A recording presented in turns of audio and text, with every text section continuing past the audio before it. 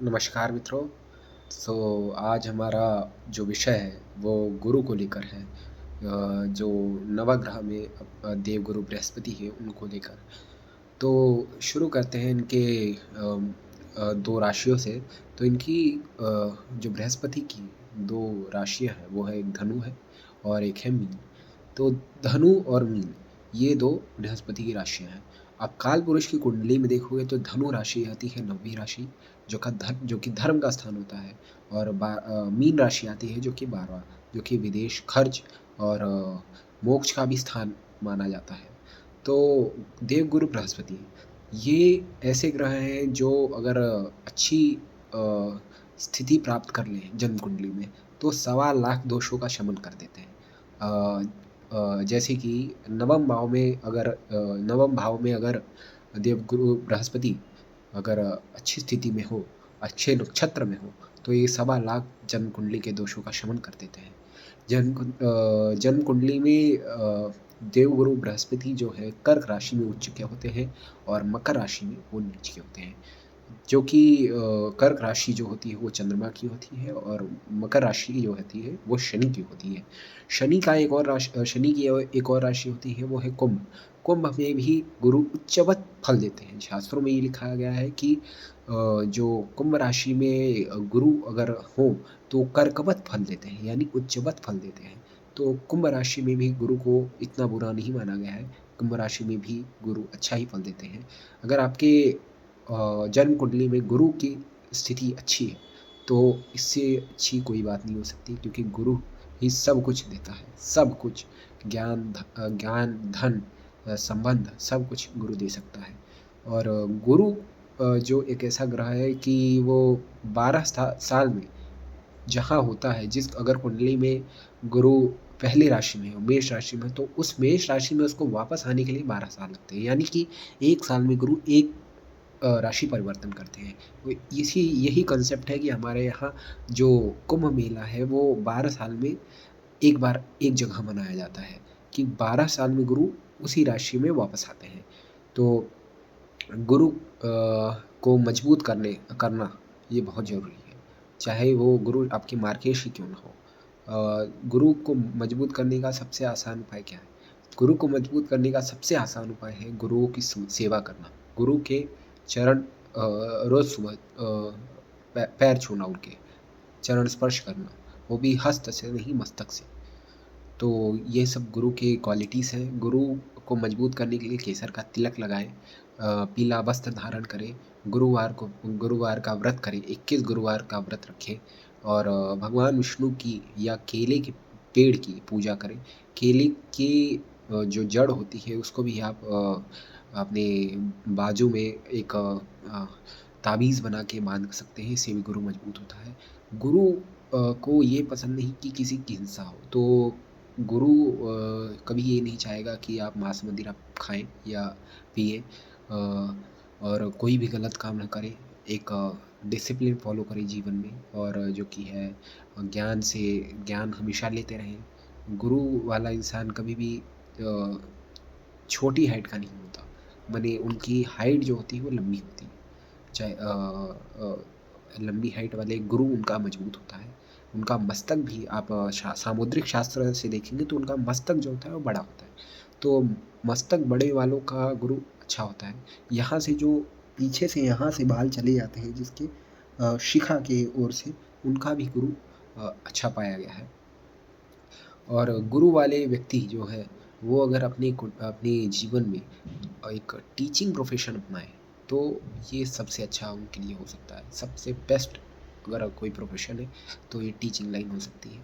आप अगर अंक शास्त्र में देखें, तो 3 नंबर जो है वो गुरु को रिप्रेज़ेंट करता है। यानी कि आपका अगर मूलांक या भाग्यांक 3 है, तो आप ये प्रोफ़ेशन में जा सकते हैं और आपको कोई भी गलत काम नहीं करना, कोई गलत काम नहीं करना। राहु से ठीक उल्टा गुरु है। गुरु जो है वो चौथे भाव में वो कर्क राशि आती है, तो चौथे भाव में वो सुख सुविधा सब कुछ देते हैं, सब कुछ। हालाँकि गुरु जो है वो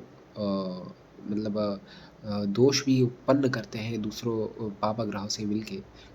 जैसे कि गुरु राहु के साथ बैठ जाए, केतु के साथ बैठ जाए, तो ये गुरु चांडाल योग इसको माना जाता है। इसका ये एक इन इसका एक ये देखने में आया है कि जो इंसान जितना इसका फल ये देखने में आया है कि इंसान जितना अपना कर्म करता है, उस हिसाब से उसको फल नहीं मिलता।